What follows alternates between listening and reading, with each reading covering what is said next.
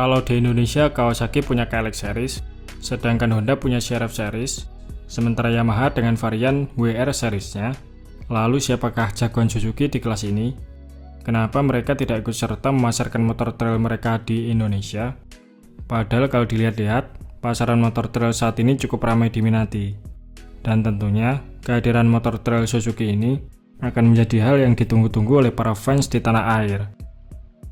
Nah, meskipun sampai sekarang Suzuki belum juga meluncurkan jagoan di kelas motor trail, sebenarnya Suzuki sudah memboyong motor trail mereka di Indonesia, hanya saja trail buatan Suzuki ini tidak dijual secara umum.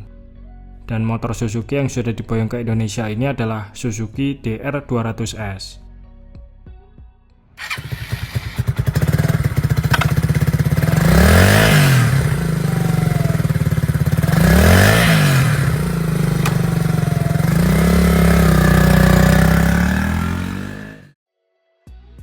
Motor ini memang boleh dibilang cukup jarang terlihat di jalanan, mengingat Suzuki hanya memboyong DR200S dalam jumlah unit yang terbatas.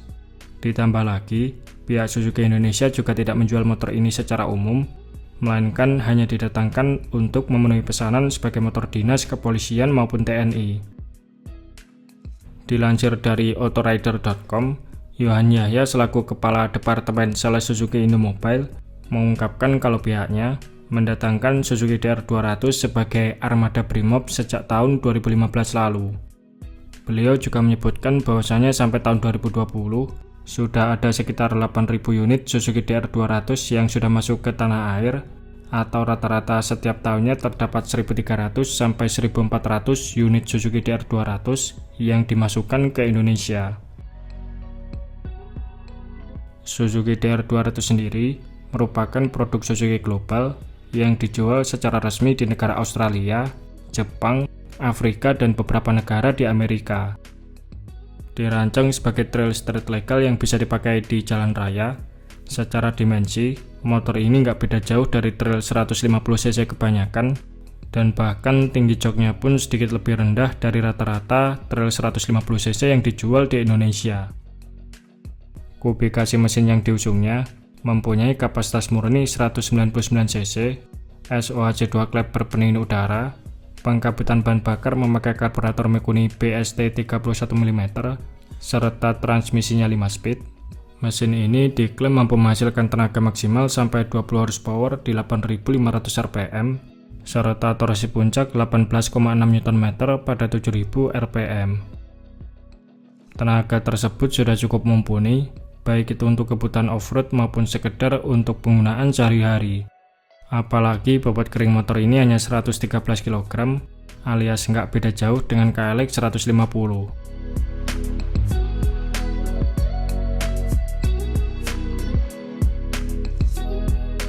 Secara penampilan, DR200S mengusung desain yang simpel dan agak terkesan jadul. Hal ini bisa dilihat dari penggunaan headlamp, stop lamp maupun spionnya yang berbentuk kotak. Dikombinasikan dengan kapasitas tangki yang cukup besar, yaitu mampu menampung sebanyak 13 liter bahan bakar. Kemudian velg depan DR200S ini memakai diameter 21 inch depan serta 18 inch belakang, sementara suspensi depannya mengandalkan tipe teleskopik, dan belakang memakai suspensi monoshock Prolink dengan preload pegas yang dapat disetel. Kalau kita melihat fitur dan teknologi dari Suzuki DR200S ini, sepertinya memang agak inferior jika dibandingkan kebanyakan trail yang beredar di pasaran saat ini. Contohnya bisa kita lihat dari suspensi depannya yang masih mengandalkan model teleskopik, lalu speedometernya hanya memuat indikator kecepatan, sein, netral, dan lampu jarak jauh saja. Selain itu, pengereman belakangnya juga masih memakai rem tipe tromol, dan bagian permesinannya juga tergolong basic, yaitu masih memakai 4 tak karburator berpendingin udara, plus tidak ada fitur kickstarter, yang tentunya ini agak repot jika sewaktu-waktu elektrik starternya trouble. Nah, yang jadi pertanyaan sekarang adalah kenapa unit DR200 yang masuk ke Indonesia ini jumlahnya sangat sedikit, dan kenapa Suzuki tidak menjualnya secara umum di Indonesia? Pertama, pasar trail di Indonesia sendiri saat ini didominasi oleh trail 150cc yang tentu saja ini merupakan segmen yang berbeda dengan Suzuki DR200S. Ya, meskipun ada segmentasi pasar di kelas trail 200cc seperti yang diisi oleh KLX 230, kategori ini tergolong sebagai trail premium yang marketnya segmented. Kemudian, alasan yang kedua adalah supply unitnya yang terbatas. Menurut pihak Suzuki, pabrikan tidak memproduksi secara masif Suzuki DR200S, dan meskipun tidak diketahui berapa rincian jumlahnya, yang jelas DR200S ini hanya dibuat dalam jumlah unit yang terbatas. Bahkan, untuk supply unit yang dipesan di Indonesia pun, kabarnya harus memotong jatah untuk pasar Australia dan juga Afrika.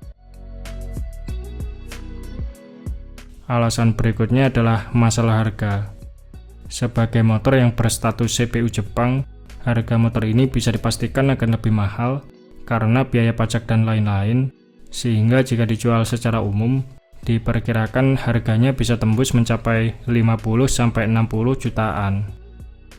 Dengan harga yang lumayan mahal tersebut, tentunya pihak Suzuki Indonesia akan berpikir dua kali sebelum memutuskan untuk penjualnya. Mengingat, pasar DR200S ini tergolong segmented, alias tidak bisa menjangkau konsumen secara luas. Kalau semisal Suzuki DR200S ini dijual secara umum di Indonesia, kemungkinan motor ini akan head to head dengan Kawasaki KLX 230. Dan kalau ngomongin soal spek antara keduanya, ternyata meski KLX 230 punya kapasitas mesin lebih besar, secara spek di atas kertas, DR200S ternyata mempunyai beberapa kelebihan dari KLX 230. Di antaranya adalah segi bobotnya yang lebih ringan, maupun output power mesinnya yang lebih besar. Hanya saja torsi yang dihasilkan DR200 ini sedikit lebih rendah dari Kawasaki KLX 230.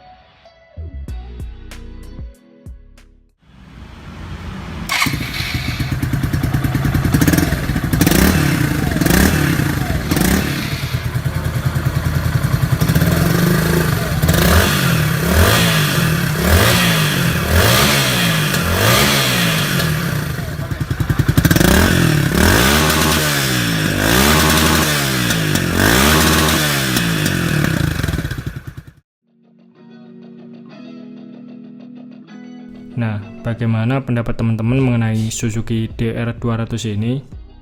Apakah masuknya DR200 ini termasuk agenda terselubung Suzuki dalam riset pengembangan pasar motor trail di Indonesia? Oke, mungkin itu saja sedikit pembahasan kita di video kali ini. Terima kasih sudah menonton. Sampai jumpa di video-video Bang Rossi selanjutnya.